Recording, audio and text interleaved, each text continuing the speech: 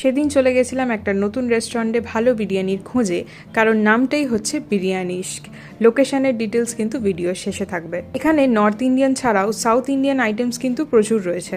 শুরুতেই আমরা নিয়ে নিয়েছিলাম chicken shami kebab, and honestly কাবাবটা খেতে দারুণ ছিল, ভীষণই নরম, মুখে দিলে গলে যাচ্ছিল। অ্যান্ড আমার মনে হলো এটার সাথে যদি পরোটা দিয়ে খেতাম বোধহয় আরও বেটার লাগতো।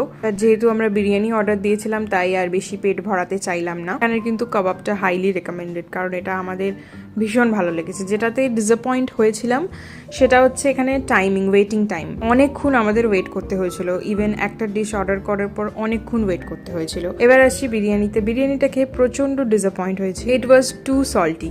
দাম এখানে মোটামুটি কমই ছিল বাকি রেস্টুরেন্টের তুলনায়, সেই তুলনায় কিন্তু কোয়ান্টিটিও কম ছিল, কিন্তু টেস্ট যে এতটা খারাপ হবে বুঝতে পারিনি, প্রচণ্ড সল্টি ছিল। বিরিয়ানির জন্য আমি এই প্লেসটা রেকমেন্ড করবো না, but the kebab was really good.